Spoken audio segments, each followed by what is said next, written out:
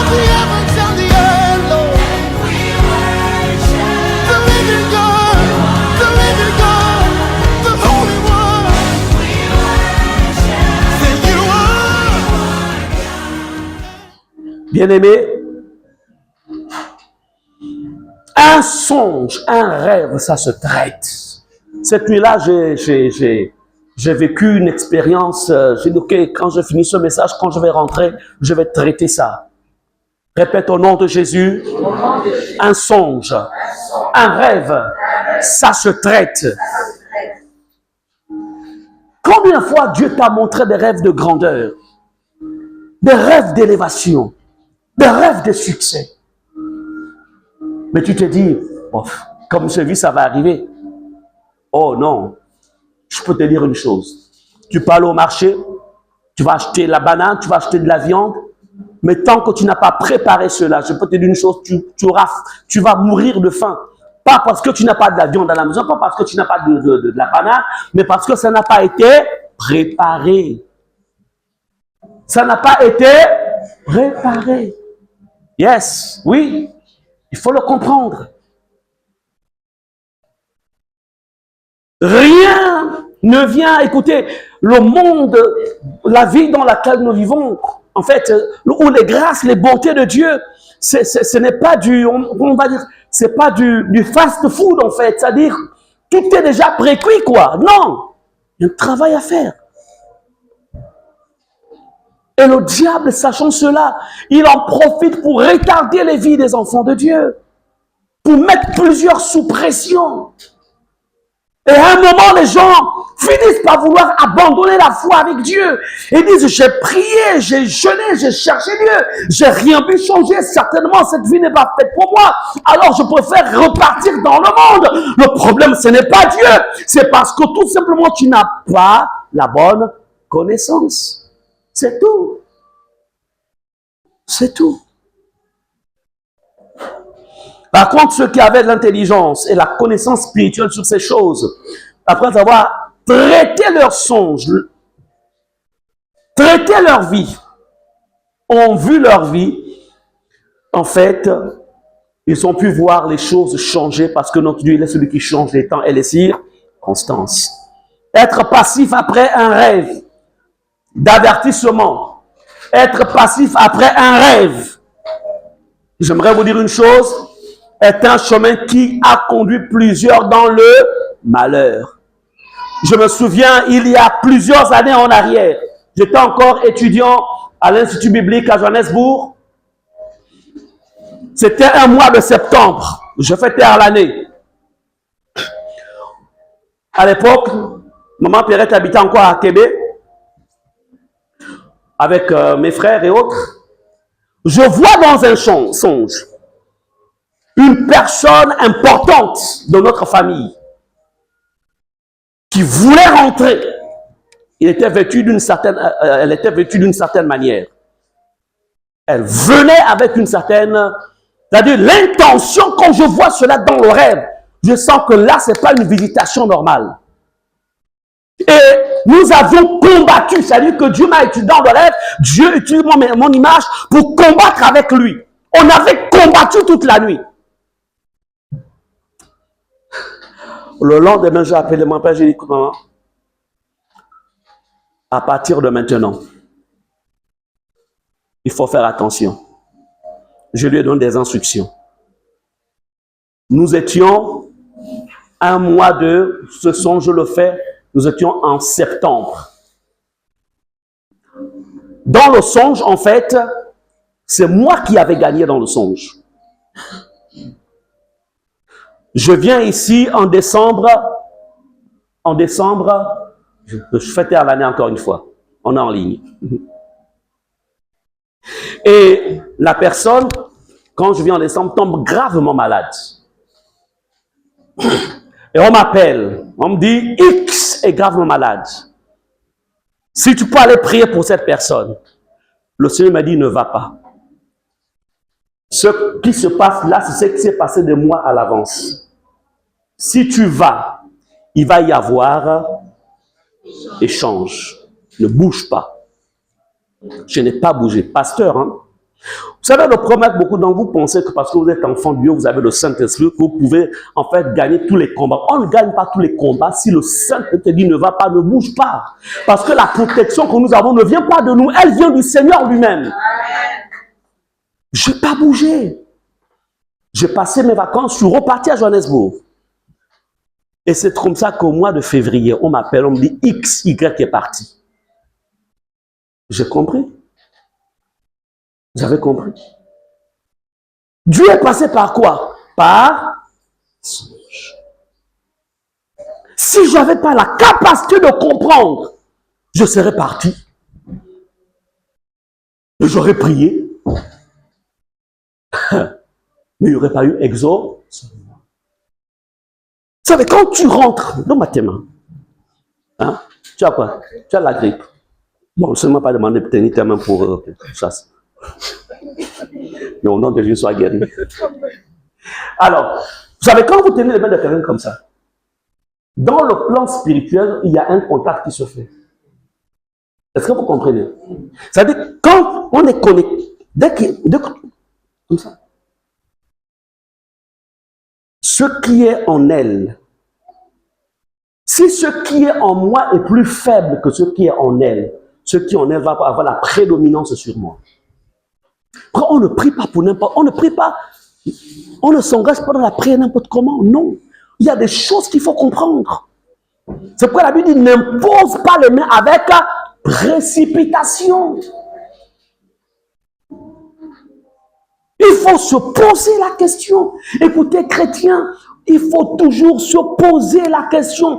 Pourquoi tel domaine de ma vie est si attaqué? Pourquoi mes enfants sont attaqués? Pourquoi mes affaires, mon travail est attaqué? Je pense que vous ne vous posez plus de questions. Il y a beaucoup parmi vous, vous avez en fait inconsciemment abandonné. Vous avez accepté, c'est-à-dire l'état dans lequel vous trouvez. Mais il ne faut pas accepter. La Bible déclare que nous sommes bénéficiaires des promesses de Dieu. Tu dois voir les promesses de Dieu agir dans ta vie. Tant que je n'ai pas vu, je ne me repose pas. Parce que Dieu n'est pas un homme pour mentir. Ce que sa bouche a dit, ça m'a accompli. Pourquoi je ne vois pas cette situation changer? Oh God, viens changer l'ordre des choses. Parce que je sais une chose, ce que tu as gagné sur la croix, tu m'as délivré de toute oppression. C'est ce que déclare la parole de Dieu. Amen. Amen. J'aimerais te dire une chose. Tant que tu ne te serais pas révolté de la situation à laquelle tu te trouves, les choses ne changeront pas. Parce qu'il y a des forces qui sont là, qui veulent te maintenir dans cette situation. Parfois, le problème, ce n'est pas Dieu le problème. Il a tout réglé, il a tout accompli. Dans mon message précédent, je disais, le rêve est un phénomène naturel qui survient durant le sommeil. Il peut être insignifiant ou porteur d'un sens particulier. Parfois, Dieu utilise les rêves pour communiquer avec des individus, comme dans le cas de Joseph, de Jacob. Et on a vu, dernièrement, je disais, le songe, par contre, désigne un rêve particulier qui contient une révélation divine. Le songe est souvent vu comme un message direct de Dieu, destiné à avertir, à guider, à annoncer un événement futur. Alors, le songe c'est un portail. C'est une fenêtre qui s'ouvre dans la dimension de ta vie pour te montrer ce qui va arriver, ce qui est en train de se préparer contre toi, ce qui est en train de se préparer contre ta maison, ce qui est en train de se préparer afin que tu prennes des dispositions. Si tu entends quelqu'un qui dira « Oh, ce n'est qu'un songe », en fait, il faut vraiment, il faut aider cette personne. Oh, mais ce n'est qu'un songe, toi aussi. Tu es trop, il dira pas spirituel, mais il dira par contre, toi tu crois à tout. Oh, tu sais, moi j'ai le sang de Jésus, ça me suffit. Ok. Mais le sang de Jésus, tant que tu n'utilises pas en fait les données du sang de Jésus pour traiter une situation, ça ne va pas agir sur toi. Amen. Bien-aimés, nous allons voir dans la Bible, on va se rendre compte que quand vous lisez toute la Bible, remarquez que tous les gens de la Bible, en fait, ne traitaient pas les songes à la légère. Lisez tout, allez-y de Genèse jusqu'à Apocalypse. Vous allez remarquer que les gens des temps bibliques avaient une grande considération des messages qu'on va leur donner dans les songes. Mais c'est nous, la génération présente, enfin pas moi, les autres, qui refusent de prendre au sérieux ce que Dieu vient leur donner. Vous savez, tu n'as pas besoin d'être sorcier pour savoir ce qui se passe de l'autre côté.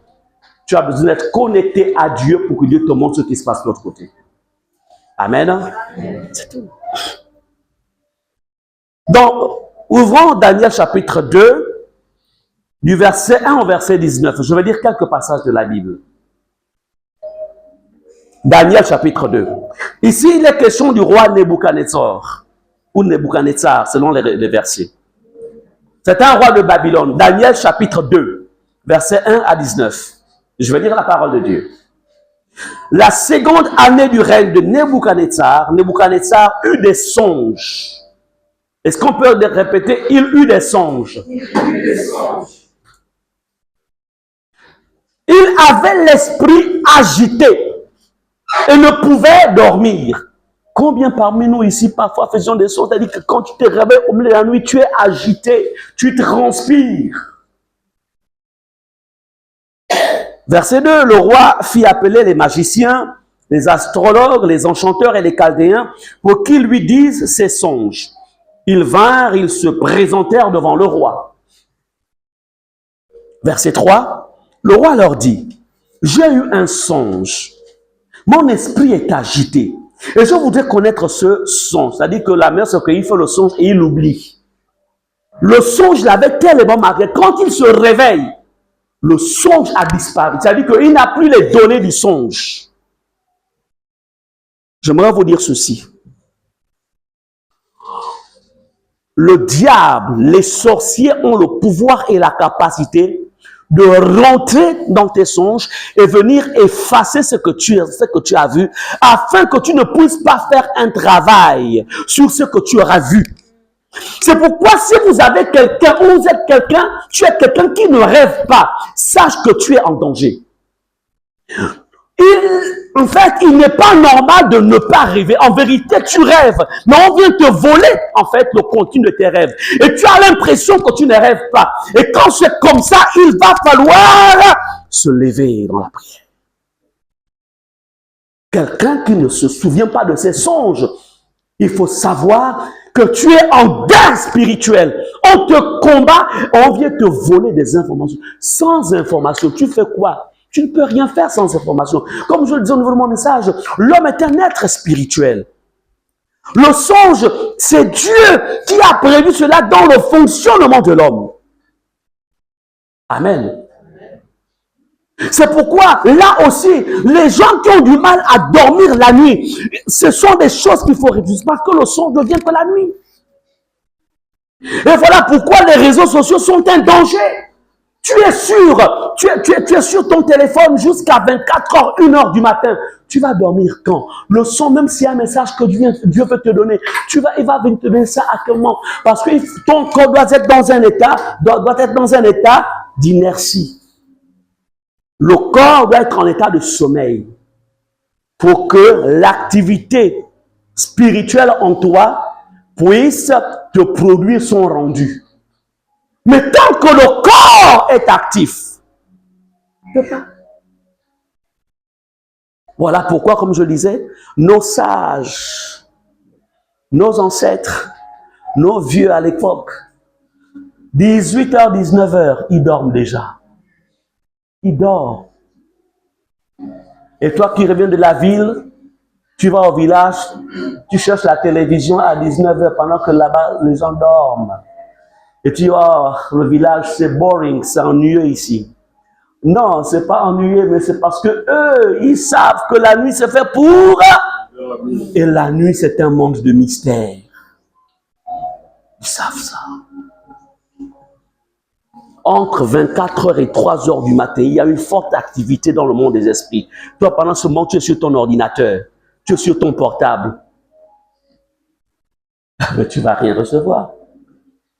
Le coup que Satan a prévu pour toi demain, ça va te rentrer dedans.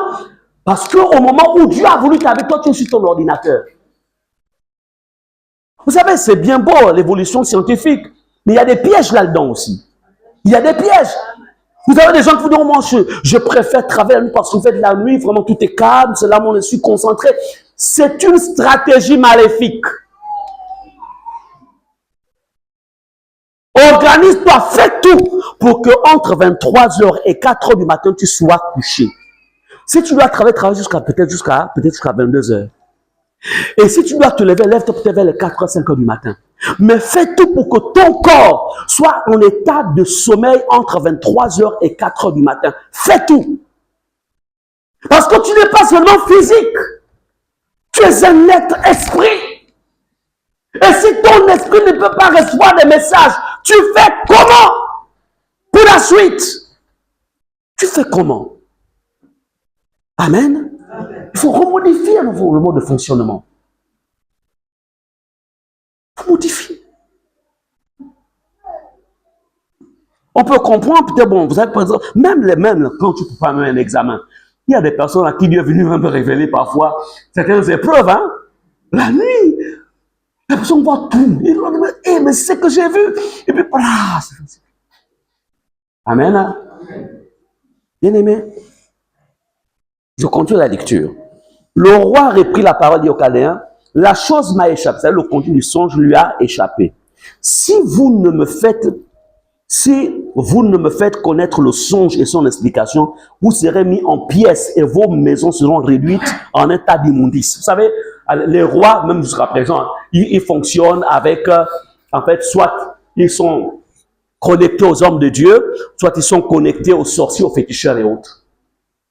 Parce que toute position élevée doit se reposer sur des assises spirituelles. Donc lui, il payait donc ces magiciens pour l'aider à comprendre les messages du monde de l'esprit. Mais malheureusement, ça venait de Dieu. Et comme le monde des sorciers ne peut pas rentrer en dimension divine, c'était qu'en fait, il ne pouvait pas avoir l'explication. Alors, la vie donc de ces féticheurs, de ces sorciers, ces diseurs d'aventure étant menacés, cela parvint donc aux oreilles de Daniel.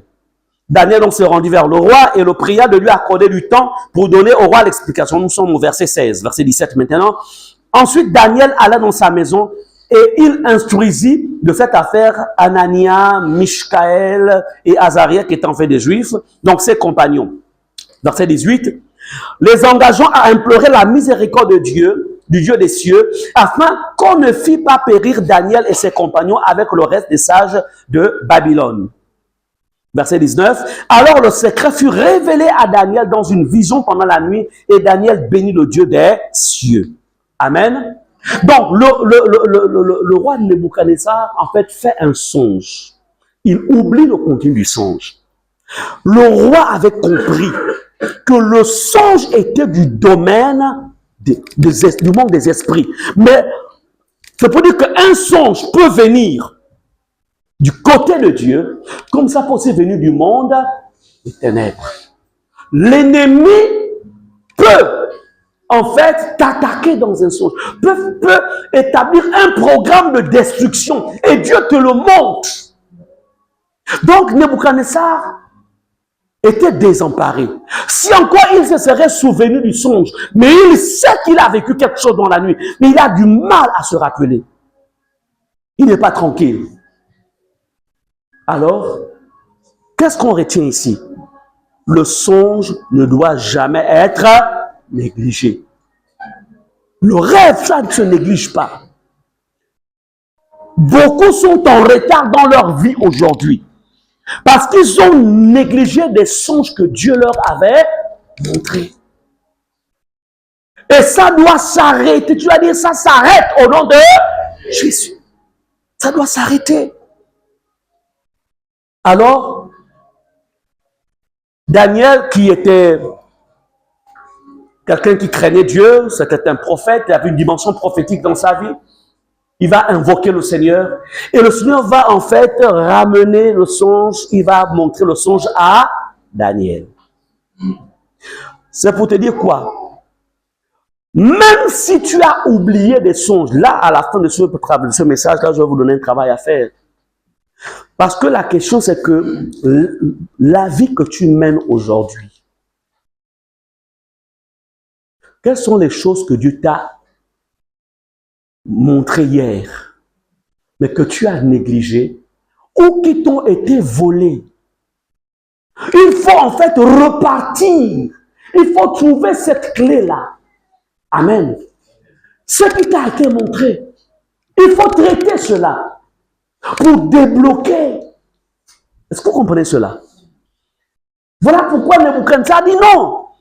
Je le savais, je suis roi, mais je ne peux pas continuer. Il faut que je sache ce qui se cache, ce qui m'a échappé là. Je dois savoir. Amen. Parce que l'avenir de son royaume était en jeu. Il a cherché à savoir. Combien de choses parfois que Dieu vient te montrer. L'avenir de ta famille, de tes enfants. Ton avenir à toi-même. L'avenir de ton travail. Bref, même l'avenir d'une nation. Dieu, il est celui qui révèle.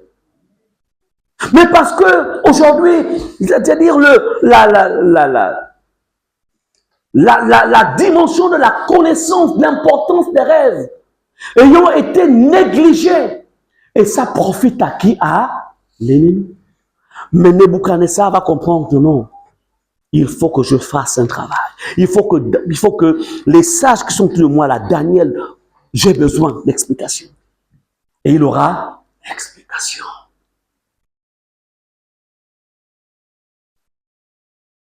Qu'est-ce que tu as échappé? Tu as fait échapper plus tôt. Et ta vie aujourd'hui, tu vis ce que tu es en train de vivre. Qu'est-ce que tu as fait échapper? Vous savez, l'ignorance, hein, ça n'empêche pas le monde spirituel de t'atteindre.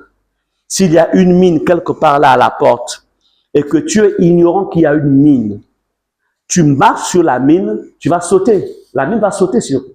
On est d'accord? Ce n'est pas l'ignorance qui fera en sorte que la mine ne s'active pas. Tu as marché sur une mine et ça va agir. C'est la même chose avec le monde des esprits. Avec les messages, les avertissements. Il existe plusieurs types de songes. Il y a des songes qui viennent en fait pour t'avertir. Il y a des songes qui t'informent sur un danger futur. Il y a des songes qui t'informent sur ton avenir de demain. Regarde ce qui va arriver à Joseph. Joseph, pendant qu'il était enfant, en fait, Dieu vient lui révéler des songes de grandeur. Ce qui devait être, en fait, plus tard. Amen. Mais vous savez, il y a aussi beaucoup parmi vous. Vous avez été retardés. Vous avez une vie qui, en fait, vous vivez des retards. Pourquoi? Parce que vous avez, écoutez, un songe, ça ne se dit pas à n'importe qui. Elle fait un songe, voilà, bon, pas moi. Je prends un exemple. Ah, voilà, Michel, oui, voilà, j'ai vu un songe où vraiment, j'avais une promotion. Je pense que 2026, là, je vois la gloire de Dieu.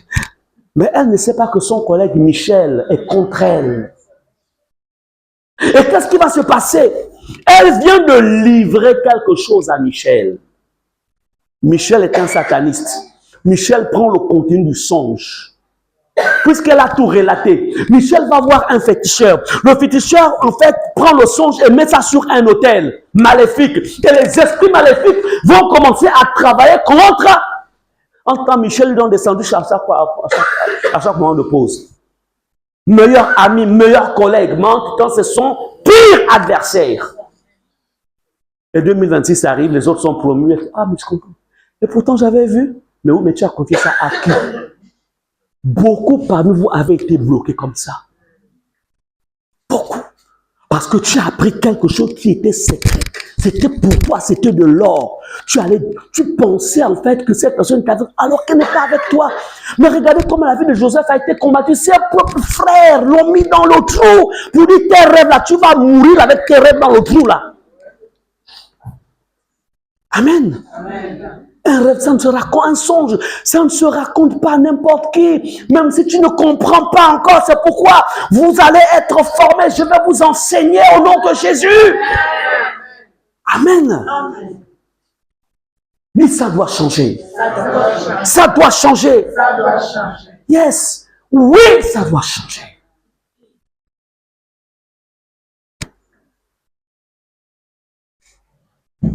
Bien-aimés. Dans Daniel 2, versets 1 à 5. Attends, où est-ce que je suis? Ouais, je pense que... Ok, donc dans un peu plus loin, on s'est arrêté au verset combien? 19. Ok. Alors, lorsqu'on va au verset 20, Daniel prit la parole et dit, « Béni soit le nom de Dieu, d'éternité en éternité. À lui appartient la sagesse et la force. » Verset 22. Il révèle ce qui est profond et caché. Il connaît ce qui est dans les ténèbres. Et la lumière demeure avec lui. Verset 23. Dieu de mes pères, je te glorifie et je te loue de ce que tu m'as donné la sagesse et la force et de ce que tu m'as fait connaître, ce que nous t'avons demandé, de ce que tu nous as révélé, le secret du roi. J'aimerais te dire une chose, même si tu ne te souviens plus de tes rêves, tu ne t'es pas souvenu de tes rêves, mais c'est caché quelque part. Dieu sait, parce que c'est lui qui t'a envoyé cela. Il se dit, oh Dieu mon Père, révèle-moi ce que j'ai vu il y a 10 ans en arrière. J'ai oublié les détails, oh Seigneur. Amen.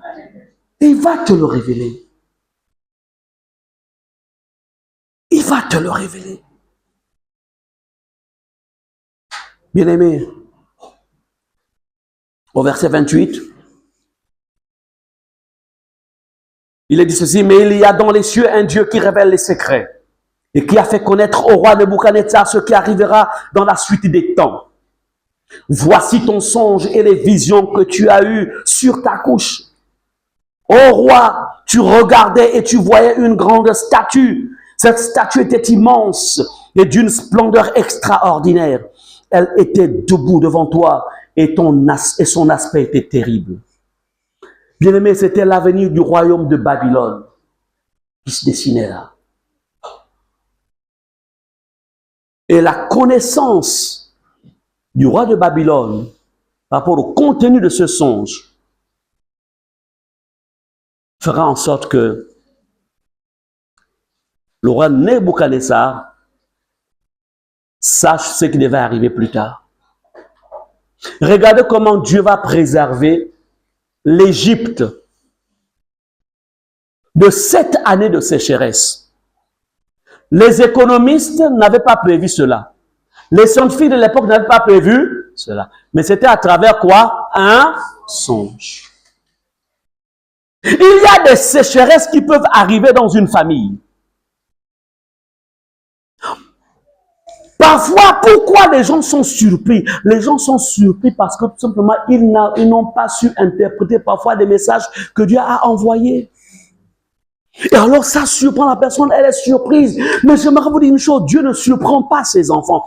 Il y a des choses qui nous arrivent. Je peux vous dire une chose, Dieu avait parlé. Les gens n'ont pas fait attention. Quand tu marches avec Dieu, tu marches dans la crainte de Dieu, tu marches dans la sainteté de Dieu, je peux vous dire une chose, rien ne te surprendra. Rien ne te surprendra. Mais s'il y a des événements qui te surprennent, c'est que tout simplement, tu as négligé le songe.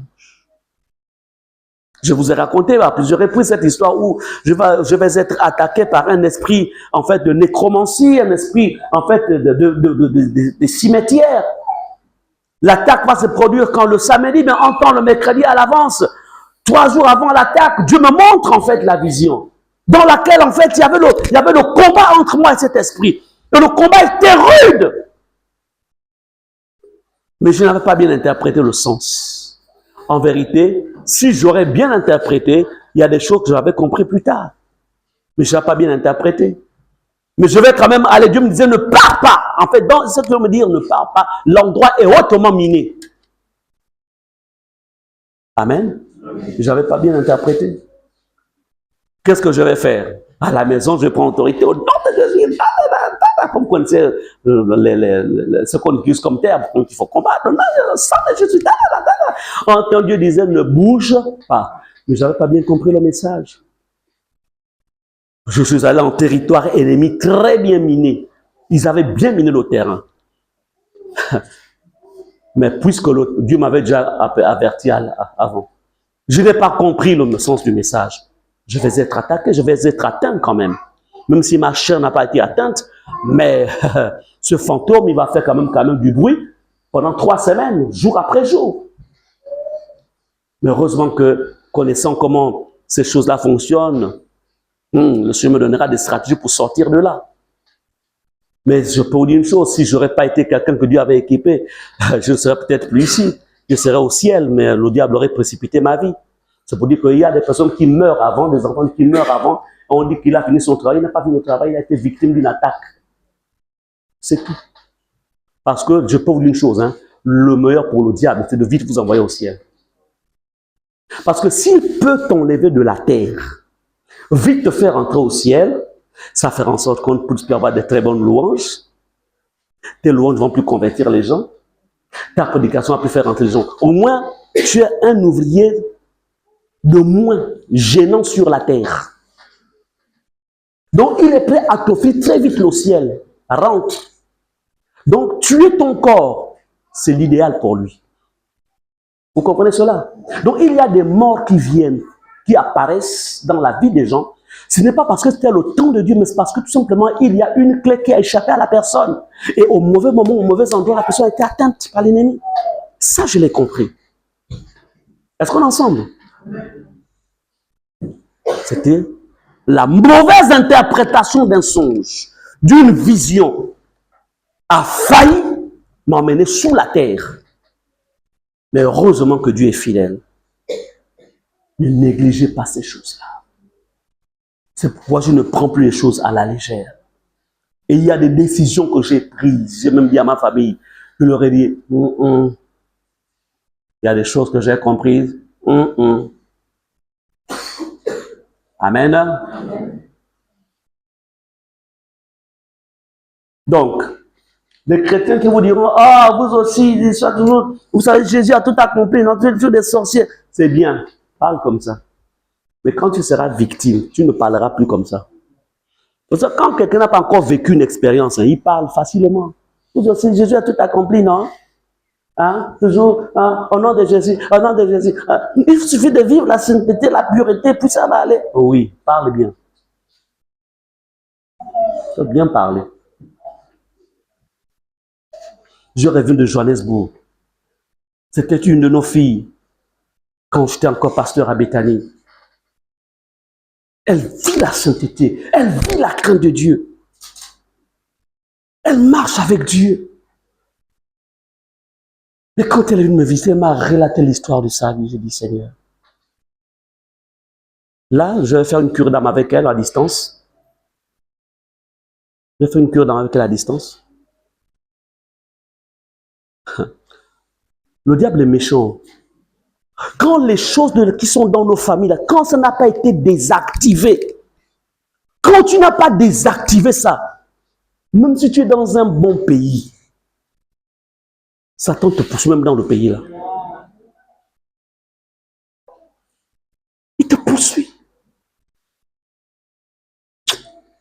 Dis au nom de Jésus. Au nom de Jésus. Équipe-moi, Seigneur. Équipe-moi davantage pour être un instrument de délivrance à plusieurs personnes autour de moi. Amen. Bien-aimés, retenons ceci, on va vers la fin de notre message. Retenez ceci, les rêves sont des portails spirituels. Si tu dois le noter écrit, les rêves sont des portails spirituels. C'est une porte qui s'ouvre, une fenêtre, et Dieu te dit, regarde ce qui se passe de l'autre côté. C'est pourquoi je vous ai dit la dernière fois, il faut avoir des carnets. Quand vous dormez, il faut avoir à côté un carnet ou un livre, un cahier avec un bic. Aussitôt tu as rêvé, tu écris d'abord, tu écris, et après tu peux combattre, tu peux faire le travail. Amen. Amen. Amen. C'est vrai que avec la fatigue, parfois j'écrirai à 6 heures, mais entre 3 heures ou entre 2 heures et 6 heures, il y a beaucoup de choses qui vont disparaître. Écris sont des portails. Et comme je le disais à un moment de mon message, je disais ceci, que quand le souvenir d'un rêve disparaît au matin, sache que tu es victime d'une attaque. Tu as été attaqué, on t'a volé le contenu de ton rêve pour que tu ne saches pas ce qu'il faut faire. Et là, je vous montrerai par la suite comment faire pour retrouver ce qui t'a été volé.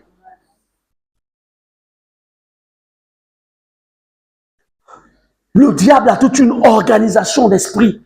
Il y a des esprits qui ont la capacité, comme je disais, de rentrer dans les rêves. Parce que dès que tu dors, c'est ton corps qui dort. Hein?